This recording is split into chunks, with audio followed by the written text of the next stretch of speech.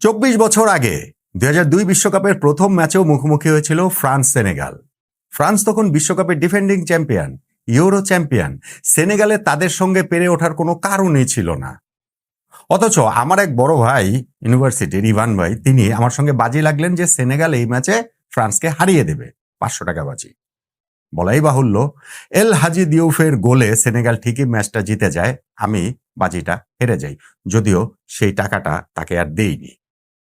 আজকে এই 2 যুগ পর আবার যখন ফ্রান্স সেনেগাল মুখোমুখি, আমরা একসঙ্গে বসেই খেলাটা দেখলাম। ওই বাজিতে যে তিনি জিতেছিলেন ইভান ভাই 500 টাকা, সেইটা এখনকার মূল্য মানে মুদ্রা মানে বেড়ে অনেক হয়ে গেছে, সেই দাবি করলেন। এবং আজকেও সেনেগাল ফ্রান্সকে হারিয়ে দেবে সেই আত্মবিশ্বাসে অনেকক্ষণ চিৎকার করলেন, গলা ফাটালেন। সেনেগাল খেলেছিল আসলে খুব ভালো, বিশেষত প্রথমার্ধটা। তবে সেকেন্ড হাফে ফ্রান্সের সামনে তারা স্রেফ উড়ে গিয়েছে। সুযোগগুলো যদি কাজে লাগাতে পারতো সেনেগাল, তাহলে ম্যাচের রেজাল্ট কি হতো আমরা জানি না। এইবারের ওয়ার্ল্ড কাপের আরো একটা অঘটন আমরা দেখতাম কিনা সেটা আমরা জানি না। তবে সেকেন্ড হাফে ফ্রান্সের যে অ্যাটাকিং ডিসপ্লে, তাদের যে কিলিয়ান এমবাপ্পে, মাইকেল ওলিসে এবং ব্রাডলি বার্কোলা, তিনি যে গিয়ে বদলি হিসেবে নামলেন, সবাই মিলে ডেজার্ট ডুইও রয়েছেন। আজকে একটু ডেম্বেলে একটু অফ ফর্মে ছিলেন। তারা যেই ডিসপ্লেটা দিলেন সেইটা টুর্নামেন্টের শিরোপা প্রত্যাশী অন্যান্য দলগুলোর জন্য কিন্তু একটা সতর্কবার্তা দিয়ে দিল। এই ফ্রান্স বিশ্বকাপ জয়ের জন্য তারা প্রথম ম্যাচেই সেনেগালের বিপক্ষে স্পেশালি সেকেন্ড হাফের ওই বোল্ড ডিসপ্লেতে নিজেদের সামর্থ্যের জানানটা দিয়ে দিল। কিলিয়ান এমবাপ্পে এই ম্যাচটাতে ইতিহাস গড়লেন। বিশ্বকাপের সঙ্গে এমবাপ্পের প্রেমের গল্পটা চলছেই। এটা যেন একটা নেভার এন্ডিং লাভ স্টোরি। 2018 বিশ্বকাপে আমরা দেখেছি তরুণ হিসাবে এসে কিভাবে তিনি বিশ্বজয় করেছেন। আক্ষরিক অর্থেই ফ্রান্সের বিশ্বজয়ে কতটা তিনি ইম্প্যাক্ট রেখেছিলেন।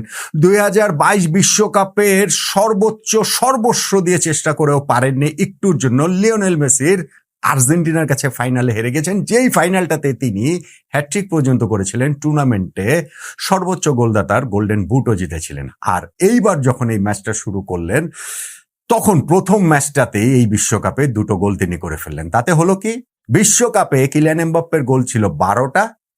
প্রথম গোল আজকে করাতে 13 গোল নিয়ে পেলেকে ছাড়িয়ে মেসির পাশে বসলেন। তারপরে সেকেন্ড গোলটা করে 14 গোল তার হয়ে গেল। বিশ্বকাপে সর্বোচ্চ গোলদাতা যে জার্মানির মিরোস্লাভ ক্লোজার 16 গোল নিয়ে, তার রেকর্ডটা ভেঙে যাওয়াটা কেবলই সময়ের ব্যাপার। অবশ্য ক্লোজার রেকর্ডটা এবার এমনিতেই ভাঙতো, কেননা এমবাপ্পের 12 গোল নিয়ে শুরু করেছেন, মেসি 13 গোল নিয়ে শুরু করেছেন। ওই 16 গোলের রেকর্ড কি আর ক্লোজার থাকবে নাকি? কিন্তু এমবাপ্পে তার নিজের পারফরমেন্সও আসলে একটাই স্টেটমেন্ট খুব ভালো করে দিয়ে দিলেন।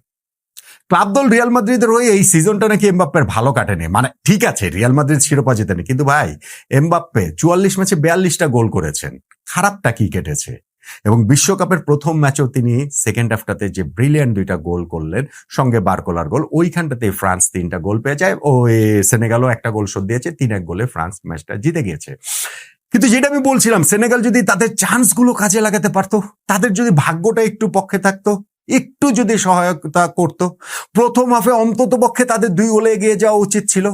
যেই শটটা নিয়েছিলেন নিকোলাস জ্যাকসন, সেই শটটা তো ফ্রেঞ্চ কিপার মাইক মিনিয়রকে কিন্তু বিট করেছিল, কিন্তু সেইটা বারে লেগে যায়। আচ্ছা ঠিক আছে, বারে না হলে কিন্তু সেটা রিবাউন্ড হয়ে এসে মিনিয়ের ফ্রেঞ্চ কিপারের আবার পায়ে লাগে। সেই পায়ে লাগার পরও তো রিবাউন্ড হয়ে গোলে ঢুকে যেতে পারতো, জালে ঢুকে যেতে পারতো। ওটা একটুর জন্য পোস্ট ঘেসে বেরিয়ে চলে গিয়ে কর্নার দিয়ে দিল। এইটা একটুখানি দুর্ভাগ্যের জায়গা ছিল সেনেগালের।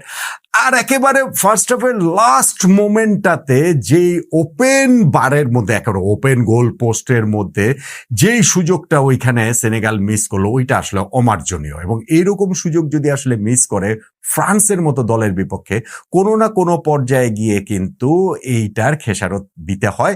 সেকেন্ড হাফে যেই খেসারতটা সেনেগাল দিয়েছে, সেকেন্ড হাফটা ফ্রান্সের জন্য ছিল নিজেদের ফিরে পাবার। প্রথম হাফটাতে তারা ক্লিক করতে পারেনি। সেকেন্ড হাফে যে তারা তাদের ওই কি বলে চলে যায় প্লেয়ার পরিবর্তন করেছে তা না, বরং যে টিম টকটা দিদিয়ের দেশম তাদের কোচ দিয়েছিলেন সেইটা হয়তো বা ফ্রান্সকে ইন্সপায়ার করে থাকবে। এবং আমরা সেইখানটাতে শুরুতেই দেখেছি যে ওলিসের সঙ্গে এমবাপ্পের কি মানে সংযোগটা কত ভালোভাবে কত নিখুঁতভাবে স্থাপিত হয়েছে।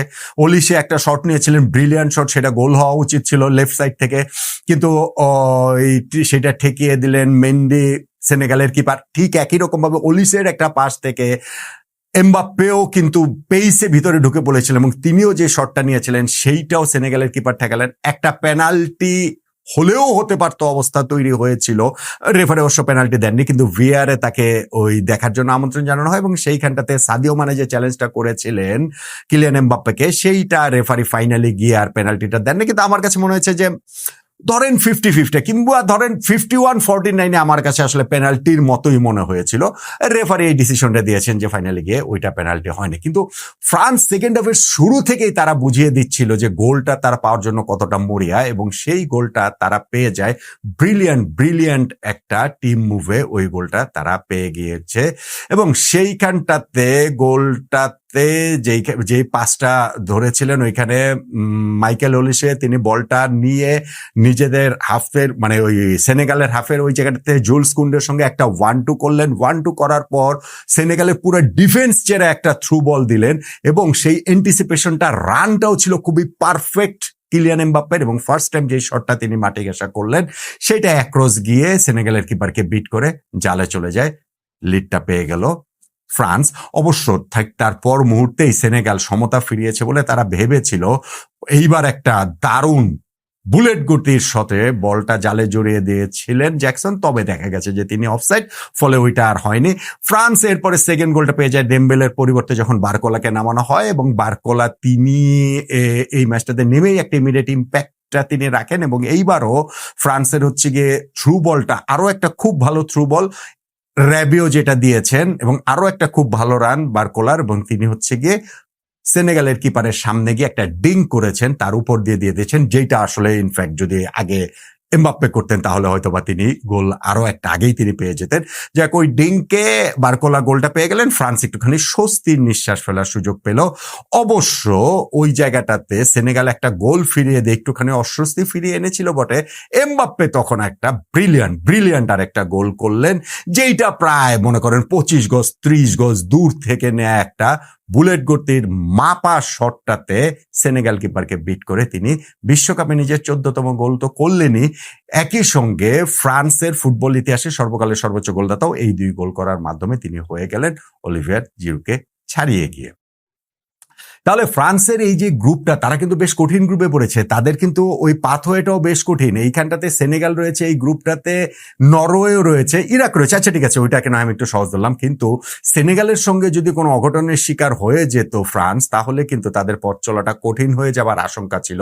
এবং প্রথমার্ধে তাদের যে পারফরমেন্সটা ছিল, সেই পারফরমেন্সে মনে হচ্ছিল 2002 পুনরাবৃত্তি না হয়েই যায়, আমাকে না বাজির টাকাটা দিতেই হয়, ওইটার সঙ্গে এখনকারটা মিলিয়ে টিলিয়ে ব্যাপক একটা দাবি আমার বড় ভাই ইভান ভাই করে ফেলতে পারতেন। কিন্তু সেকেন্ড হাফে ফ্রান্সের ওই পারফরমেন্সের কারণে বরং তিনি যেমন চুপসে গেছেন, ঠিক তেমনি ওয়ার্ল্ড কাপের শিরোপা প্রত্যাশী অন্যান্য দলগুলো তারাও আসলে বুঝতে পেরেছে যে এই ফ্রান্সের কাছ থেকে বিশ্বকাপ নেওয়াটা খুব সহজকম্য হবে না। অনেকগুলো দলই তো আছে, অনেকগুলো দলই তো থাকবে, কিন্তু ফ্রান্সের সেকেন্ড হাফটা স্পেশালি সেইটা নিঃসন্দেহে ফ্রান্স দলটাকে অনেক বেশি কনফিডেন্স দিবে এবং অন্যান্য দলের কাছেও ফ্রান্সের সামর্থ্যের বার্তাটা পৌঁছে দেবে।